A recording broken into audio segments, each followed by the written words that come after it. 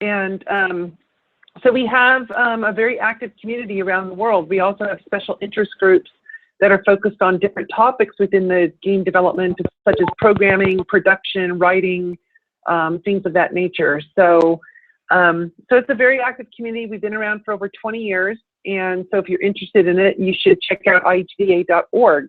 What I want to talk about today is the Developer Satisfaction Survey, which is a survey that we do every year, in which we try and determine effectively how developers feel about their jobs and how they feel about their industry and where they think the game industry is going. So we launched this last year. It replaced what we used to have, a quality of life survey that we did a few years ago. So we want to update our knowledge of the demographics. So we want to know who is making games and the diversity of our industry, and we want to understand the quality of life issues, like how much time do people work on games, do they get paid enough, I mean, all that kind of stuff. We also want to gauge their overall satisfaction with their jobs in the state of the industry. So the survey that was done this year was done from the 2nd of March through the 15th of April, and so it's basically a 6-week window of survey. Here are the demographics. I will not read through all this, but you can see that what our sample size was like, and some of the basic demographics here of who answered the survey. Approximately almost half of the respondents were from the United States, and then another almost 10%, well, 9% from Canada. And then you can see how it distributed through the rest of the world. We did have our survey was fully localized this year into Chinese, Japanese, Spanish, French, Italian, German, and so that helped us get a lot of people answering, but obviously we would like to get a lot more. So the number we have there, 2,932 people, I'm hoping to see that increase more and more as we continue to do this survey. In terms of the gender balance within the industry, so this is how it broke out for the numbers this year. So you can see about 69% reporting that they are male, 20% female, and then the rest of the gender breakdown there. You can see how that compares to other countries. So that's the number globally based on our survey, but then we had data from the United Kingdom, which was 15%, or Finland was 20%, Canada was 16%. So roughly, that's the number of women working in the industry tends to be around 15 to 20% based on the numbers that we're seeing. Obviously, that is going to change depending on where you are. In some countries it's more, in some countries it's less. We asked people, how would you rate your overall job satisfaction? So you can see that about 38% said it's somewhat positive, and 28% said very positive. So a majority of game developers feel that they have good satisfaction in their jobs, which is something we want to see. Not very many people said it was negative or very negative. So game developers like their jobs. They're pretty satisfied with what they're doing. But when we look at what opportunities they have in the game industry, we had 26% said somewhat negative. And so it basically balanced a little towards the neutral to negative side in terms of what opportunities. So even though game developers are satisfied with their current jobs, they're looking ahead to what's happening next and what opportunities are there, and they're not seeing as much opportunity as they might want. And so the outlook for the future for them is not as positive. How would you characterize the growth rate of the organization? So it's been growing quite a bit.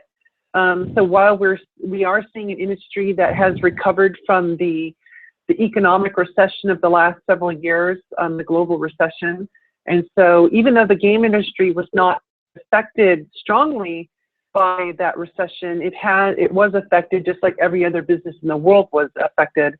But we're seeing considerable growth take place in the industry. So you can see there 59% are reporting moderate or considerable growth, which is a good thing. We want to see the game industry continue to grow, and all of the projections that we show from third parties, like for example, the analysis company PricewaterhouseCoopers, every year they release a study a projection of where the interactive entertainment industry is going in the next 5 years. And the PricewaterhouseCoopers study shows that game development is still, on a global basis, going to still grow around 6 to 7% per year. In emerging markets, it's going to be growing in double digits. So it's quite fast. In some countries, like in Southeast Asia and Africa, they're seeing growth of like 20 or 25% over the next few years. And of course, a lot of that is due to mobile games, because gaming consoles and PCs are still pretty, they're inaccessible and expensive for a lot of people, but mobile phones are not. So a lot of this growth is happening on mobile games. When we asked them specifically about the growth rate for the next 3 years, well, I'm sorry, I confused that. The first one was growth in the last 3 years. This new one is growth in the next 3 years. So you can see where it's kind of continuing on that theme that we're seeing continued growth within the game industry, at least from the perception of game developers. So it's a good thing. We're seeing more people are optimistic about the growth of the industry and of their particular organization. Now, when we ask them, do they feel if there's equal opportunity and treatment for everyone in the game industry, the answer is a pretty loud no. So you can see there almost 50% of people said no. And so that's not a positive thing. That's something that we need to look into and try and discern why is there not equal treatment and opportunity. Some of that is based on issues like diversity, like gender, but there's other issues too where people feel that in certain types of jobs within the game industry, they feel they may not have the same kind of opportunity that you would in another job. So for example, people who tend to do quality assurance or localization may feel that they don't have as much opportunity as somebody who is in production or programming, because there's a lot more opportunities there. So so that's something that we're trying to look into and discern why that's so negative. When we ask them about their quality of life, you can see here that the biggest answer was 38%, somewhat positive. If you take that with the very positive answer of 29%, then basically we're seeing at least more than half of game developers feel that their quality of life is positive, which is something we want to see that. That's a good sign. We are still dealing with a lot of issues in the game industry, like crunch time, in which companies expect employees to work, over hours and extended hours, oftentimes without any additional pay. And that continues to be an issue in the game industry on a global basis. And but here we're seeing that the general quality of life developers are saying is on the positive side. Then we also asked them about how important is diversity in game content. So how are people of color, how are women depicted in games? And you can see there that many developers felt that it's a very important issue.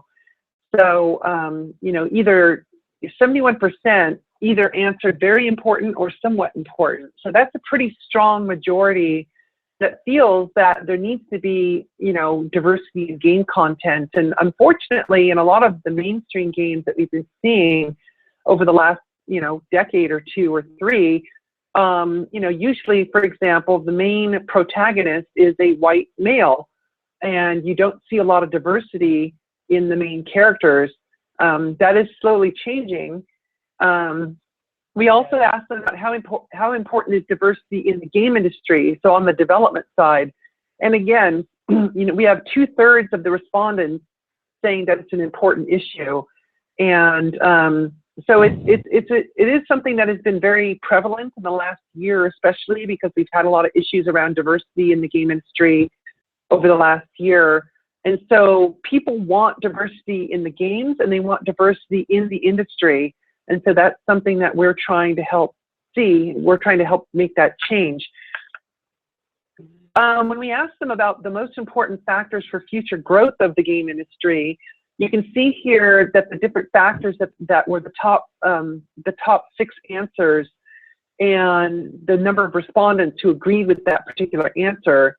So you can see the advancement of game design is number 1. So basically developers are saying that game design must improve, it must continue to grow and get better in order to see growth for the industry. And then you can see the other: storytelling, more diversity in game content. So again, diversity is a very loud theme here. Better discovery of games relates to, that's an answer that we hear from a lot of indie developers, because they create video games and they are not able to get an audience for them. And so how their games get discovered and how their games get marketed is a really important issue right now. Also funding for game development, and mainly they mean funding both from government sources and private sources, as well as the challenges around crowdfunding using websites like Kickstarter or Indiegogo. And then of course monetization is another one that was high on the list, although not a lot of people responded high, but it's another issue that they feel is important for industry growth, is how do we actually make money off the games. We also asked them specifically, which developer or publisher by name would you most like to work for? So we're curious what companies they see as being like the most desirable to work for. And so the #1 company was Valve.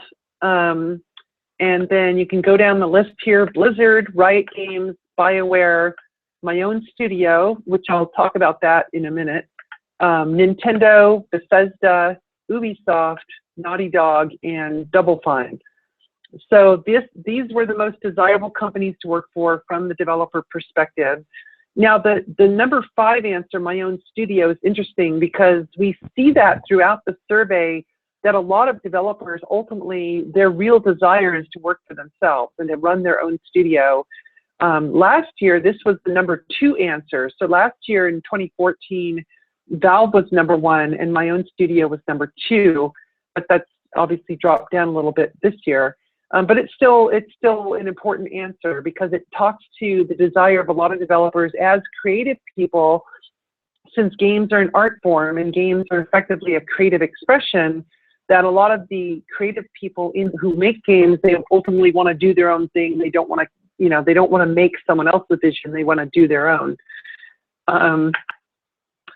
And then we also asked this question, which I think is a really important one, is we asked developers to tell us what factors they feel creates a negative perception of the game industry in the public. So how does the public view the game industry? And if they view it negatively, then what is contributing to that negative perception?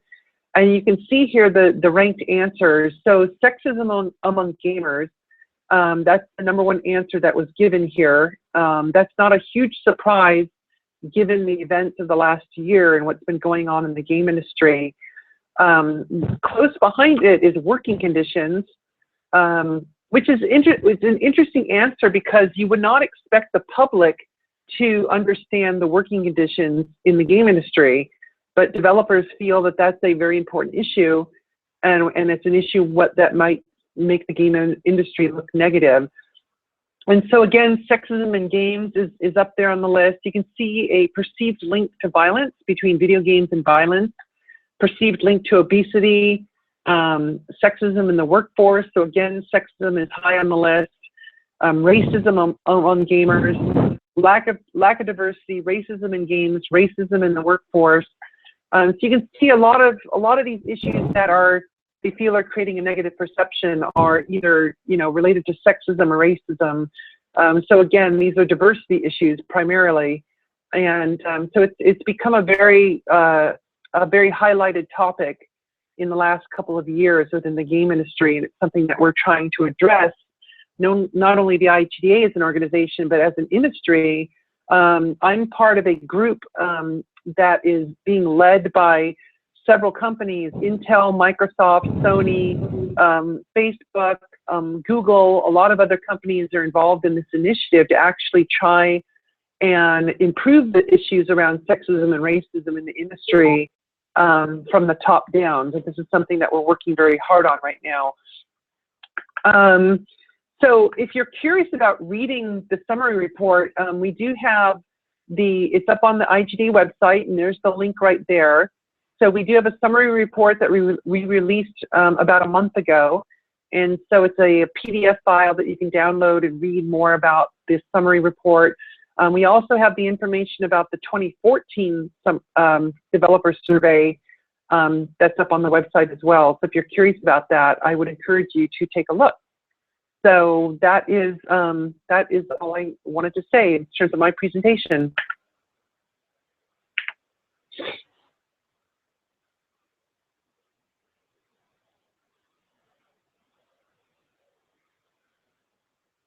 Okay, Kate, thank you very much. I will check if anyone has any question. Entonces, pues, ¿alguien tiene alguna pregunta? Para que por favor la pueda escribir por el chat, en inglés o en español.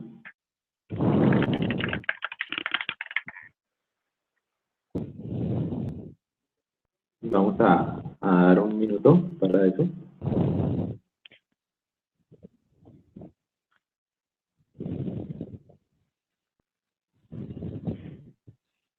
I guess not. Sí, pues,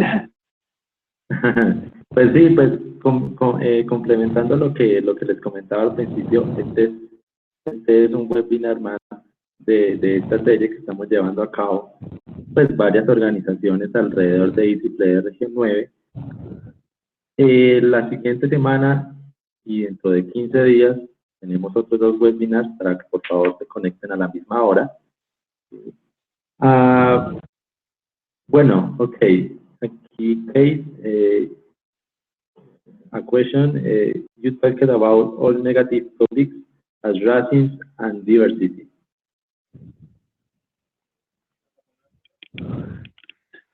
Oh, I see the question. So what do you think we can do to change that? So, well, I think part of the issue, I think one of the things that we're trying to do to fix the situation is that we need, basically, when we have a workforce that is not very diverse, that's why we end up with having the perception of, you know, we'll see sexism in the games content, for example. You know, why do we see so many white males as the main character in games? Because most of the people creating games are white males. And so they're basically just creating what they know. And so I think if we can get more people of diversity, and I mean not just gender diversity, not just racial diversity, but also, you know, geographic and cultural diversity too. You know, you don't see, for example, very many, you know, big game titles that have, for example, a Latin American hero, or an African hero, or someone else, you know, who's outside of North America or Europe.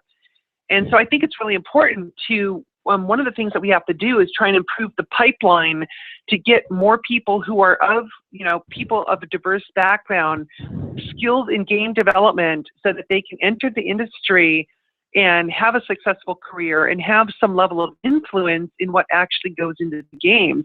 And I think one of the reasons why the independent game community, the indie developers, are so popular right now is because they're creating games for them and that represent them. And so there is far more diversity in the indie game community because basically anyone can make games now.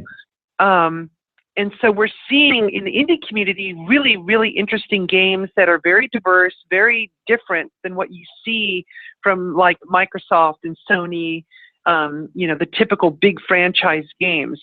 And so but one of the things that we're trying to do, this group that I'm a part of, is we're trying to fix that pipeline. So for example, with getting more women into the industry, we need to see more women choosing game development as a career path. We see a lot of women who get into science and technology in engineering fields, but they don't go into game development.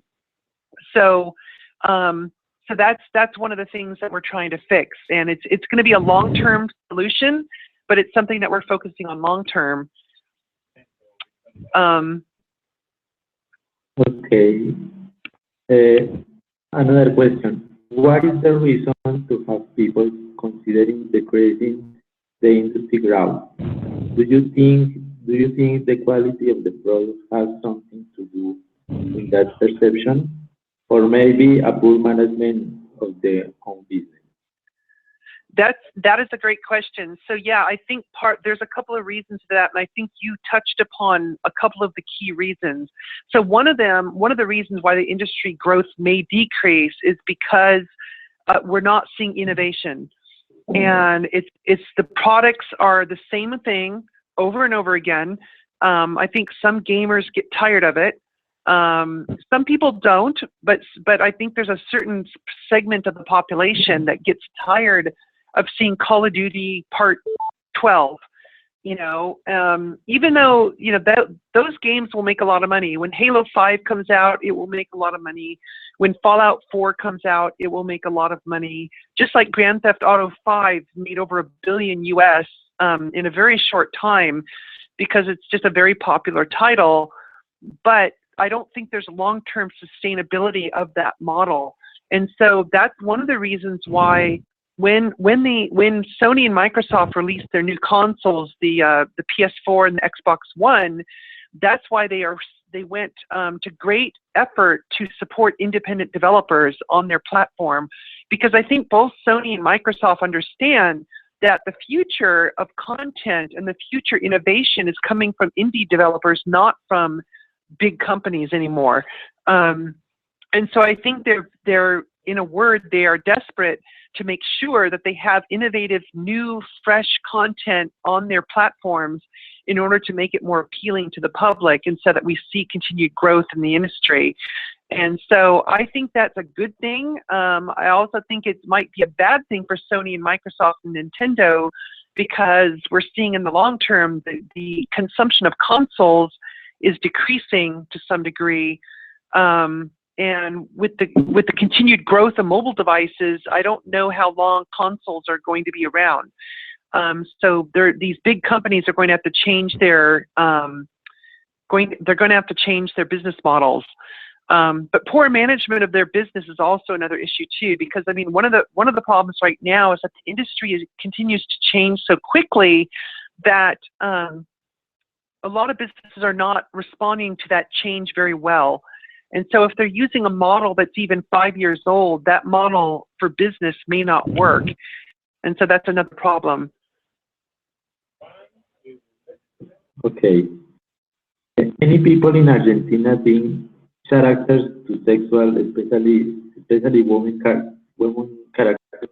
Do you think it may cause rejection by part of the public?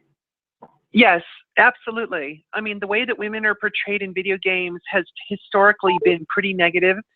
When you see them being too sexual when they don't need to be, there's a lot of criticism around that right now, and it's a valid criticism.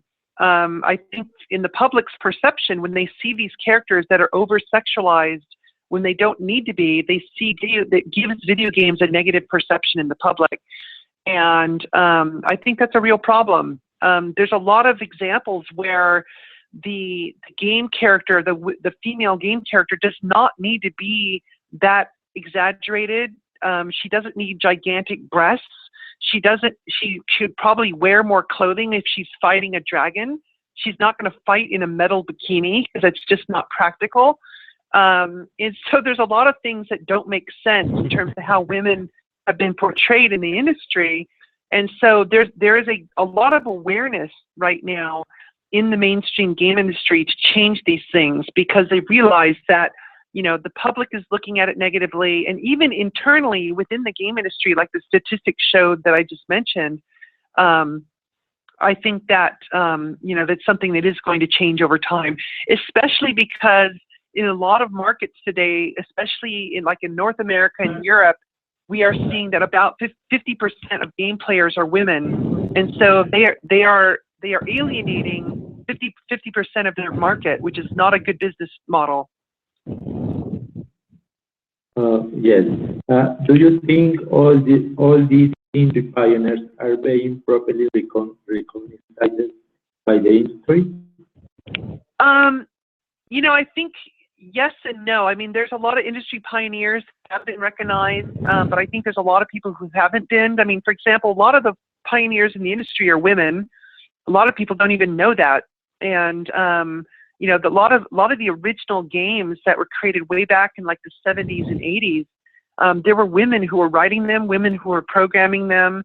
You know, plus there's a lot of other men, there's a lot of other people who were involved in the process who I don't think are fully recognized. And, you know, we have quite a few rock star people in the game industry who have gotten a lot of recognition. I mean, like Nolan Bushnell, for example, who created Atari and was responsible for the whole Atari revolution. I mean, he deserves that recognition, but at the same time, I think there's a lot of other people who should be recognized. Okay. And finally, how do you do see gamification in other files? You know, I think this is an area that is increasing very rapidly. You know, gamification of you know, education for starters. That's a huge topic right now. Is how, you know, because studies have been conducted that show that when you gamify education, kids actually respond better. They're great. They have better grades. They have better attention span. You know, so we know that gamification can work, and we know that the human brain responds very, very well to games as a form of learning, as a form of passive learning. For example, they did a study where they showed that surgeons, if surgeons play video games before they do their surgery, they are less prone to make mistakes, and their work is actually better. And so, you know, so that kind of thing, they're seeing a real effect. So I think that we're only going to see an increased gamification of a lot of other areas outside of entertainment, and I think it's a really good thing. Yes. About new technologies, augmented reality, virtual reality, do you have some information about this, about the growth for the next year? Yeah, so I don't have specific numbers at the moment, and I think, to be honest, I think it might be a little bit guessing, just because the virtual reality. Well, let me state a couple things. Well, last week I was in Los Angeles at the Oculus Connect event. So Oculus did their own event, and it was fantastic. It was amazing technology. It was amazing demonstrations of all kinds of different things, both entertainment and gamified things like cooking and, you know, workplace issues and stuff like that. It was very, very interesting. I think that virtual reality applications are definitely going to be the thing that happens in the short term. We're seeing it with Oculus. We're seeing it with Sony's Morpheus. We're seeing it with the Valve HTC partnership. So I think all of the virtual reality technology, that is going to show explosive growth over the next 5 years at least. And we're seeing it, I mean, next year is basically going to be the year of virtual reality in terms of interface, because all of these technologies will be launching. The Morpheus will launch, Oculus is going to release in the first quarter, the HTC Valve system is going to release. We've already had the Gear VR system that Samsung has, which is a very inexpensive headset to use with a Samsung phone. That's come out next month in November, and it's only $99 US, which is for a virtual reality headset, that's pretty cheap. Although you still have to buy a phone, and the phone is not cheap, it's expensive. But so I think we're going to be seeing a lot of virtual reality applications, especially in games, but in other things as well in the next several years. Now, augmented reality is actually the bigger challenge. I think augmented reality has more potential to be used in many, many other areas than virtual reality, but the technology is not there yet. I mean, the Microsoft HoloLens is a very interesting technology. It works pretty well, but I still think it's not where we want it to be for consumers to use it on like an everyday basis. So I think augmented reality is something we're probably going to see maybe 5 to 10 years. We'll see it come along and it finally improve. But I think virtual reality is here right now, and that's something that's going to grow very quickly. Okay. Please, the last question. I am interested in grading how this market is down. Could you repeat that? It cut out a little bit.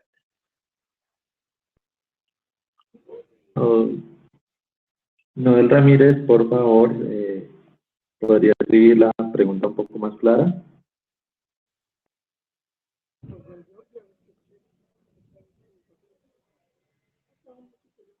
I'm sorry. It still didn't come through. I didn't understand the question. Yes. Buenas tardes. Buenas tardes. ¿De dónde habla?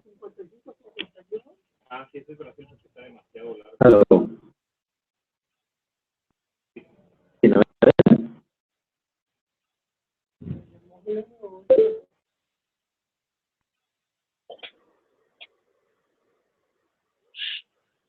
I'm still here. Okay. Bueno, no, pues...